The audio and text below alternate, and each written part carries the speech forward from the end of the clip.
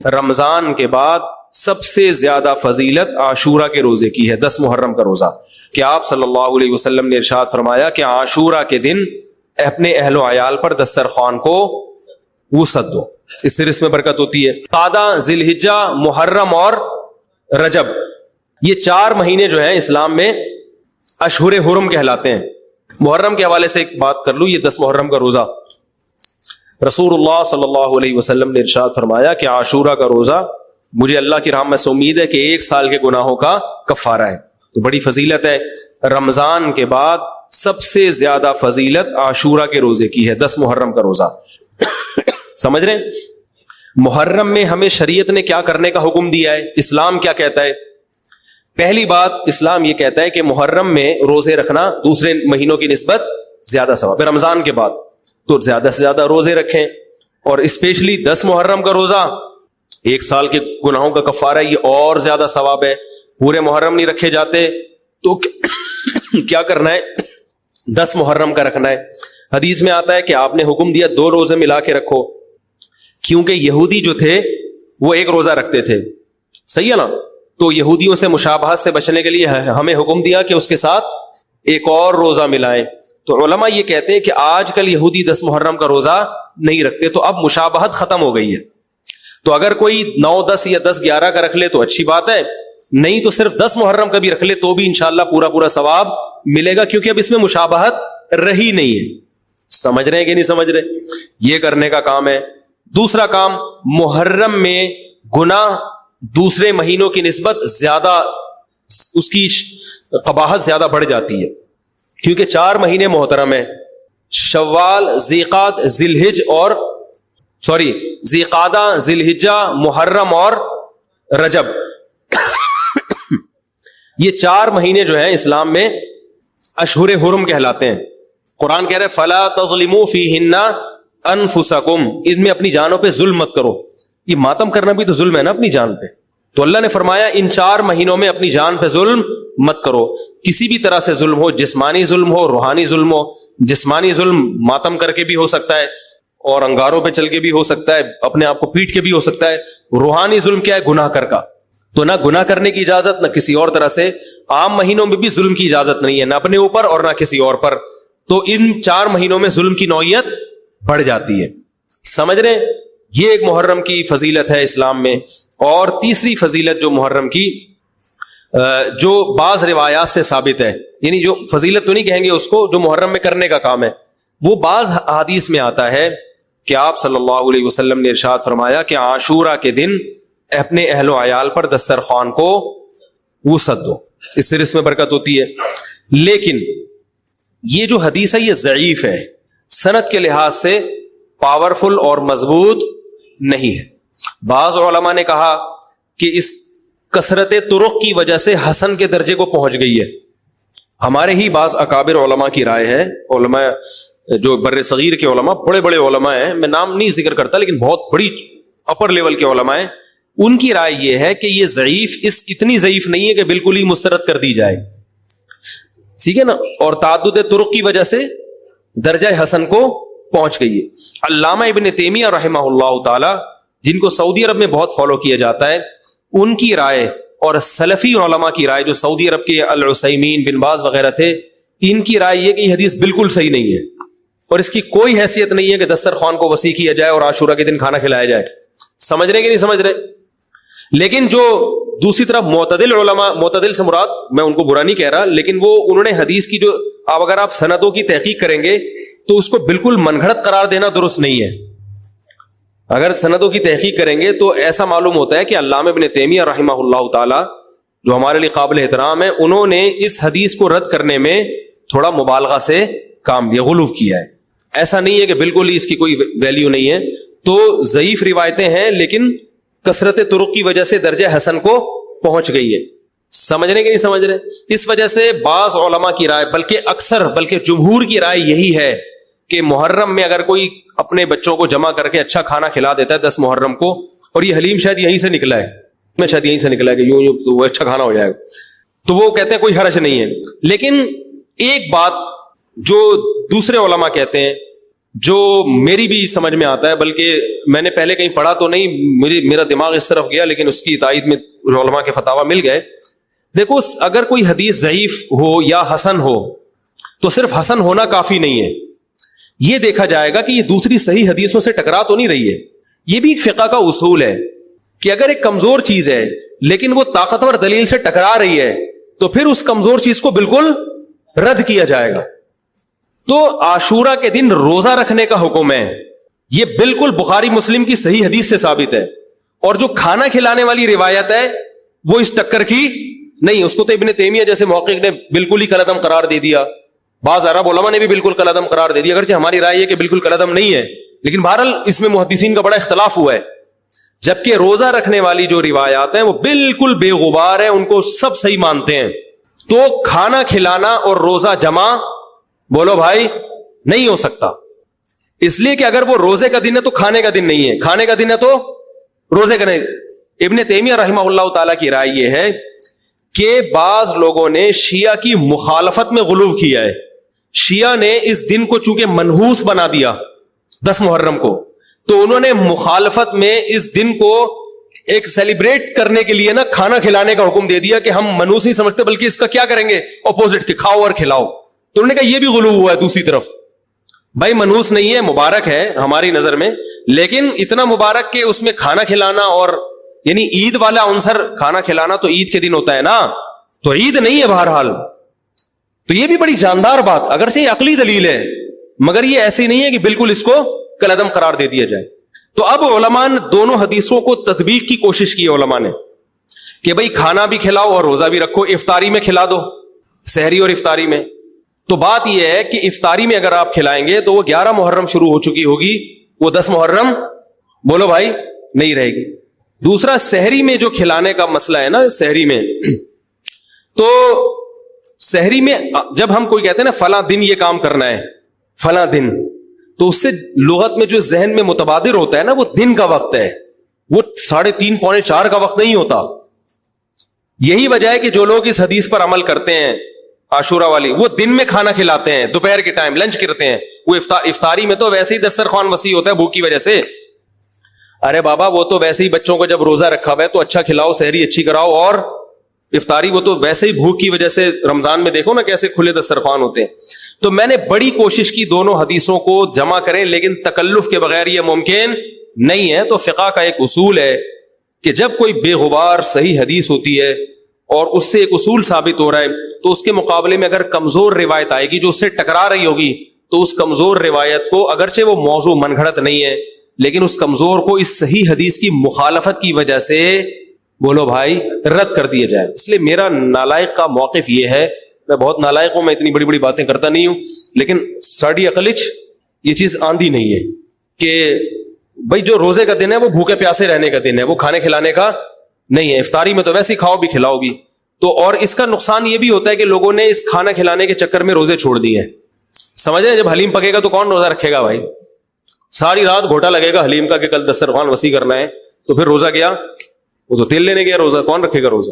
تو وہ حدیث صحیح حدیث کی بالکل اس میں ٹائٹ قسم کی مخالفت ہو رہی ہے, ٹھیک ہے نا. تو نالائق کی رائے, پھر بھی اگر کوئی دوسرے علماء کی رائے کو فالو کرتا ہے تو وہ کھائے بھی کھلائے بھی. میں کہتا ہوں جو مضبوط چیز ہے اس کو لینا چاہیے, جو کمزور چیز ہے اس کو چھوڑ دینا چاہیے. ہمارے حضرت مفتی رشید احمد صاحب رحمہ اللہ ایک بات کہتے تھے کہ جہاں کھانا کھلانے کی حدیث آئے گی نا وہاں مسلمان اس کو لے ہی لے گا. کھانے پینے کی جہاں بات آئے گی مسلمان کیا کرتا ہے, وہ کہتا ہے بھائی یہ صحیح ہے, یہ بالکل صحیح حدیث ہے, ٹھیک ہے نا. وہ کیا کرتا ہے, جن علماء کی تحقیق ہے وہ تو تحقیق سے کہہ رہے ہیں, لیکن عام پبلک کی عادت یہ ہوتی ہے کہ فتویٰ بھی اسی کا فالو کریں گے جہاں کھلانے کا تذکرہ. تو اب ہمارے کہتے جہاں کھانا کھلانے کی بات آئی مسلمان کہتا ہے بس یہ بالکل صحیح بخاری کی طرز پر ہی, بخاری کی شرط پر ہی حدیث. تو بھائی بھوکا رہنا عبادت ہے, بھوکا رہنا سنت ہے.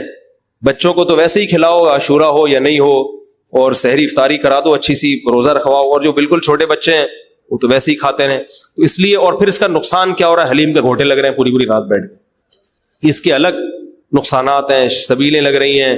حضرت حسین رضی اللہ تعالیٰ عنہ تو کربلا میں شدید گرمی میں بھوکے اور پیاسے اپنی جان دیتے ہیں, اور یہاں ہم کیا کر رہے ہیں, کھانا کھا رہے ہیں, دیگیں پکا رہے ہیں, شربت پی رہے ہیں. تو یہ بات عقل میں آنے والی نہیں ہے. اور عاشورہ کے دن کی مناسبت سے روزہ ہی ہے، وہ روزہ رکھنے کا دن ہے۔ حضرت حسین رضی اللہ تعالی عنہ جو کربلا میں نکلے تو محرم ہونے کی وجہ سے تھوڑی نکلے تھے، تو سیاسی حالات کو درست کرنے کی نیت سے نکلے۔ وہ محرم ہوتا تو بھی جاتے، سفر ہوتا تو بھی جاتے، ربیع الاول ہوتا تو بھی جاتے، رمضان ہوتا تو بھی جاتے۔ اس کا محرم سے کیا تعلق ہے؟ جس چیز کو آپ نے حق پہ سمجھا اس کے لیے آپ نے خروج کیا، اس کے لیے اپنی گردن کٹا دی، غیرت کی شہادت کو ذلت کی زندگی پر ترجیح دی، پورا خاندان کٹوا دیا، مگر غیرت پر سودا نہیں کیا۔ تو اگر یہ سفر میں آپ کو موقع ملتا تو آپ سفر میں نکلتے، ربیع الاول میں موقع ملتا تو ربیع الاول میں نکلتے، رمضان میں ملتا تو رمضان میں نکلتے۔ ہمیں کیا کرنا ہے؟ چاہے محرم ہو، چاہے سفر ہو، چاہے ربیع الاول ہو، چاہے ربیع الثانی ہو، جمادی الاولی، جمادی الثانیہ، رجب، شعبان، رمضان، ہمیں حکم یہ ہے کہ شریعت نے ہمیں جو حکم دیا ہم اس سے تجاوز نہ کریں۔ اسلام کیا آرڈر دیتا ہے ہمیں؟ اسلام ہمیں غم کے موقع پہ بھی احکام دیتا ہے اور خوشی کے موقع پہ بھی احکام دیتا ہے، اس سے ہم نے دائیں بائیں نہیں ہونا۔ الذین اذا اصابتهم مصیبۃ قالوا انا للہ وانا الیہ راجعون۔ اہل ایمان کی علامت ہے جب انہیں کوئی مصیبت پہنچتی ہے تو کیا کہتے ہیں؟ ہم اللہ ہی کے لیے ہیں اور ہم نے لوٹ کر اللہ ہی کی طرف جانا ہے، یہ کہہ کے صبر کرتے ہیں۔ دیکھو مصیبت کے موقع پہ آپ کے پاس دو آپشن ہیں، یہ قرآن نے دی ہیں۔ ایک انتقام، انما السبیل علی الذین یظلمون الناس، فرمایا جو کسی پہ ظلم کرے گا اس پہ گناہ ہوگا، جو ظلم کا بدلہ لے گا اس پہ گناہ نہیں ہوگا۔ وجزاء سیئۃ سیئۃ مثلھا، قرآن کہہ رہا ہے برائی کا بدلہ اسی کے بقدر برائی۔ یہ بھی آپشن آپ کے پاس ہے، کسی نے آپ کے ساتھ ظلم کیا، زیادتی کی، آپ ظالم سے بولیں بدلہ لیں، آپ اجازت دی۔ تبھی تو قرآن نے کہا کوئی کسی کو قتل کر دے، فقد جعلنا لولیہ سلطانا فلا یسرف فی القتل، اللہ کہتے ہیں ہم نے مقتول کے وارث کو اجازت دی ہے کہ قاتل سے بدلہ لے لے، ہم نے اس کو یہ قدرت دے دی ہے، ہم نے طاقت دے دی ہے، ہم نے اجازت دے دی ہے۔ بین الاقوامی لاء تو کہتا ہے کہ قاتل کو آپ قتل نہیں کر سکتے، اس کو یہ ہوگا، عمر قید ہوگی۔ اللہ کہتے ہیں نہ نہ نہ نہ، کسی کے باپ کو قتل کر دیا گیا، بیٹے کو پرمیشن ہے کہ وہ قاتل سے قصاص لے، حکومت اس میں تعاون کرے گی، قصاص تو یہی لے گا۔ حکومت کا کام ہے قاتل کو پکڑ کے مقتول کے وارث کے حوالے کرنا، بتا بھائی چھوڑنا چاہتا ہے یا مارنا چاہتا ہے، حکومت کا یہ کام ہے۔ حکومت چھوڑ نہیں سکتی آپشن، کیونکہ گورنمنٹ کا بندہ نہیں گیا ہے، بندہ تو جس کا گیا اس کو تکلیف ہوئی ہے نا۔ جو سیکولر حکومتیں ہیں وہ انسانوں کو اپنا غلام سمجھتی ہیں، حالانکہ وہ دعویٰ کرتے ہیں کہ ہم انسانوں کو غلامی سے نکال رہے ہیں۔ اسلام کہتے ہیں کسی کے غلام نہیں ہے، کوئی حکومت کا غلام نہیں ہوتا، حکومت کا کام مینجمنٹ ہے اور لوگوں کو ظلم کا بدلہ دلانا ہے، عدل و انصاف فراہم کرنا ہے۔ دنیا نے کیا کیا؟ قانون سازی کر کے انسانوں کے اوپر تھوپ دی ہے۔ وہ کیا کیا تھوپی ہے وہ ایک لمبی کہانی ہے، کہ دعویٰ تو یہ ہے کہ ہم آزادی، انسان کو آزاد کر رہے ہیں، آزاد نہیں کر رہے، سب کی غلامی سے نکال کے اپنا غلام بنا رہے ہیں۔ عورت کو شوہر کی غلامی سے نکالا، ریاست کا غلام بنا دیا۔ شوہر جو باپ پہ خرچ کرتا، بیوی پہ خرچ کرتا، بولا نہیں باپ بیوی پہ خرچ نہیں کرو، ایک دھیلا بھی تم پہ، ہمیں ٹیکس دو، 40% ہمیں دو اپنی تنخواہ کا، 1 لاکھ کما رہے ہو 40,000 ہمیں دو، ہماری مرضی، پھر ہم تمہارے باپ کو اولڈ ہاؤس میں کتنا دیں اور تمہاری بیوی کو ہم کتنا دیں، یہ ہماری مرضی، ہمارا ہیڈک ہے، تمہارا نہیں ہے۔ یہ اسلام ریلیشن کا قائل ہے، ریلیشن شوہر بیوی کا ریلیشن ہے، شوہر بیوی پہ خرچ کرے گا تاکہ بیوی اس سے محبت کرے، بیٹا باپ پہ خرچ کرے گا تاکہ باپ اپنے بچوں کو شوق سے پالیں گے، یہ بڑھاپے میں ہمارا سہارا ہے۔ آپ نے سارے ریلیشن ختم کر کے لوگوں کو غلام بنا دیا، کس کا؟ ریاست کا۔ اسی میں یہی ہے کہ اسلام کہتا ہے کسی کے باپ کو قتل کیا گیا ہے، انتقام کی آگ کس میں بھڑک رہی ہے؟ گورنمنٹ میں تھوڑی بھڑک رہی ہے، حکومت کا کیا لگتا ہے بھائی؟ وہ اچھا بھلا تمیز سے بیان چل رہا تھا، محبت سے غصہ آ گیا مجھے، آرام سے چل رہا تھا نا۔ یہی ہے نا، یہ لبرل لوگوں سے ہمیں واسطہ پڑتا ہے نا، صبح شام گوروں کے گیت گاتے رہتے ہیں بیٹھ کے، مغربی ممالک کے گیت گاتے ہیں، اتنا اچھا سسٹم، اتنا اچھا سسٹم، وہ کیا خاک سسٹم ہے یار یہ، جس میں انسان کو اس کے بنیادی حقوق نہیں مل رہے۔ آپ کہہ سکتے ہیں ہمارے ملک میں کون سا مل رہے ہیں، تو ہمارے ملک میں اسلام نہ ہونے کی وجہ سے مل رہے ہیں، اسلام ہوتا تو مل رہے ہوتے۔ تو اس میں اسلام کا قصور نہیں ہے، یہ تو ہمارے حکمرانوں کا قصور ہے۔ ڈالر نیچے آ گیا سنا، تھوڑا سا خوش فہمی میں مبتلا ہونے کی ضرورت نہیں ہے۔ 10 روپے نیچے آئے گا، 20 روپے اوپر جائے گا۔ یہ تھوڑا سا ڈپریشن کم کرنے کے لیے گورنمنٹ کرتی ہے کہ تھوڑا سا نیچے لا کے دھکا دے کے اوپر لے کے جاؤ۔ تو یہ سیٹ اپ، خیر یہ ایک الگ تبصرے ہیں۔ تو اسلام ہے جو آپ کو بنیادی حقوق دیتا ہے۔ میرے باپ کو اللہ نہ کرے کوئی قتل کر دے، گورنمنٹ کا نقصان نہیں ہے، نقصان کس کا ہے؟ میرا انتقام کی آگ مجھ میں بھڑکتی ہے، اس کا نقصان یہ ہوتا ہے کہ میں قاتل کو تلاش کروں گا، وہ نہ ملے اس کے بھائی کو مار دوں گا، وہ نہ ملے اس کے ماموں کو مار دوں گا، جو ہوتا ہے قبائلی علاقوں میں۔ اسلام نے اس پہ پابندی لگا دی، نہ نہ نہ نہ نہ نہ۔ اللہ کہتے ہیں فقط جعلنا لولیہ سلطانا، دیکھو ہم نے تمہارے جذبات کا خیال کیا ہے، ہم نے تمہیں طاقت دی ہے کہ قاتل سے بدلہ لوگے تمہیں گناہ نہیں ملے گا۔ اب جب ہم نے تمہیں تمہارا حق دے دیا تو اب حد سے تجاوز نہ کرو۔ کیا مطلب؟ قاتل کے علاوہ کسی اور سے بدلہ لینے کی کوشش نہ کرو۔ اس نے آپ کا ایک مہمان مارا، آپ نے کہا ہم اس کے 2 مہمان ماریں گے، یہ کام وہ ایک پنجاب والا چلا گیا نا، پنجاب والا چلا گیا وزیرستان میں، وہاں قبائلی لڑائیاں ہو رہی تھیں، تو وہ کہیں باہر اس کو چارپائی پہ سلا دیا انہوں نے، تو اس کو ڈر لگ رہا ہے یار ان کی تو دشمنی اٹھا کی رات کو آوازیں آتی، مجھے کو مار بور کے نہ چلا جائے۔ اس نے دروازہ بجایا، بھائی مجھے اندر سلا۔ اس نے کہا کیوں، گھبرا کیوں رہا ہے؟ اس نے کہا مجھے ڈر ہے آپ لوگ کی دشمنیوں میں نہ مارا جاؤں۔ اس نے کہا فکر نہ کرو، وہ ہمارا ایک مہمان مارے گا، خدا کی قسم اس کا 10 مہمان مارے گا۔ اس نے کہا بھائی اس کا تم 10 مارو 20 مارو، ہم تو مر گئے نا، ہم تو گئے کام سے۔ تو دیہاتی علاقوں میں چاہے بلوچستان ہو، چاہے اندرون سندھ ہو، چاہے کے پی کے ہو، چاہے پنجاب ہو، یہی ہوتا ہے۔ جہاں قانون نہیں ہے وہاں کیا ہے؟ قاتل نہ ملے تو جو ملے اس کو مار دو۔ قرآن اس سے منع کر رہا ہے، نہ نہ نہ نہ، دیکھو ہم نے تمہیں رائٹ دیا، گورنمنٹ نہیں دیتی ہے، یہ گورنمنٹ کہتی ہے نہیں، اتنے لمبے کیسز چلتے ہیں، مقدمے چلتے چلتے چلتے چلتے پھر جج پیسے کھا کے، ایسا بھی ہوتا ہے۔ جو ججز بیان سن رہے ہیں ان کے علاوہ کی بات کر رہا ہوں، تو انصاف نہیں ملتا انسان کو۔ عمر قید تو ہے ہی نہیں اسلام میں، لمبی جیل میں ڈال دیا، وہ اور بڑا مجرم بن کے آئے گا، وہ کھانے پینے سے گیا۔ یہاں کتنا اچھا قانون بنایا کہ قاتل کو پکڑ کے حکومت کیا کرے گی؟ باپ کو مارا ہے تو بیٹے کے حوالے، شوہر کو مارا ہے تو بیوی کے حوالے، لے بھائی اپنے میاں کا بدلہ لے لے۔ اور اگر دیت لے کے چھوڑنا چاہے تو اس کا بھی آپشن تیرے پاس ہے، دیت لے لے، چھوڑ دے اس کو۔ پھر قرآن نے دیت کی ترغیب دی، وَمَنْ عُفِيَ لَهُ مِنْ أَخِيهِ شَيْءٌ، جس کو اپنے بھائی کی طرف سے معافی مل گئی، یعنی اللہ مقتول کے وارث کو کہہ رہے ہیں قاتل بھی تمہارا دینی بھائی ہے تو بھائی سمجھ کے چھوڑ دو، ترغیب دی ہے، زبردستی نہیں کی اسلام نے۔ حالانکہ اللہ تو زبردستی بھی کر سکتا ہے نا کہ چھوڑنا پڑے گا، لیکن اللہ کہہ رہے میں ایسے قانون کیوں بناؤں؟ حالانکہ وہ خدا ہے، اس کو ہم پہ حق ہے، پھر بھی وہ کہہ رہا ہے کہ ایسے قانون کیوں بناؤں کہ انتقام کی آگ بھڑکے ان کے دل میں۔ جو خدا جب ہمارے جذبات کی رعایت کر رہا ہے تو گورنمنٹ کون ہوتی ہے جو رعایت نہ کرے؟ بھائی اللہ حکومت سے بڑا ہے کہ نہیں ہے؟ اس کو ہم پہ زیادہ قدرت ہے۔ تو قرآن نے کیا کہا؟ ترغیب دی کہ اس کو کیا کرو؟ معاف کرو، بہتر یہ معاف کر دو، دیت لے لو، پیسے لے کے چھوڑ دو، اس سے تمہاری غربت دور ہو جائے گی، تمہارا نقصان ہوا اس کی تلافی ہو جائے گی۔ اے اللہ اس سے تو ہم اگر دیت لے کے چھوڑیں گے یہ تو غیرت کے خلاف ہے، ہمارے باپ کو مارا وہ قیامت میں کہے گا کہ پیسے لے کے چھوڑ دیا۔ تو اللہ کہتے ہیں نا نا نا نا نا نا نا، یہ دنیا کا سزا ہے، آخرت میں قاتل کو معاف نہیں کروں گا۔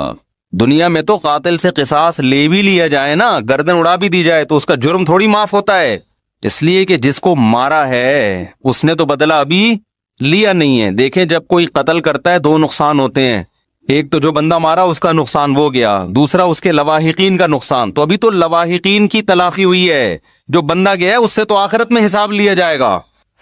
میں سمجھا پا رہا ہوں اپنی بات کہ نہیں سمجھا پا رہا؟ ابھی میں نے محرم پہ بیان کرنا ہے، لیکن یہ قصاص کی بات درمیان میں آ گئی، میں یہ بتانے کے لیے کہ ہر چیز کا ایک ضابطہ لا بیان کیا ہے اسلام نے۔ تو قرآن کیا کہہ رہا ہے؟ قاتل کو فلا یسرف فی القتل، ہم نے اجازت دے دی ہے تو قتل میں حد سے تجاوز نہ کرو۔ نمبر 1 حد سے تجاوز کیا ہے، جس نے قتل کیا اس کے علاوہ کسی اور کو مارنے کی کوشش نہ کرو کہ جی اس کا چاچا آ گیا تو اس کا ماموں آ گیا تو اس کا خالو آ گیا اس کو اڑا دیا، نہ نہ نہ نہ۔ نمبر 2 قتل کرنے میں بھی حد سے تجاوز نہ کرو، اس کو تڑپا کے مت مارو۔ تبھی حدیث میں آتا ہے لا قواد الا بالسیف، قصاص لیا جائے گا تلوار سے، اس میں تکلیف کم ہوتی ہے۔ سعودی عرب میں گردنیں اڑائی جاتی ہیں نا، دیکھی ہوں گی آپ نے، اب تو وہاں بھی آہستہ آہستہ کم ہو رہا ہے۔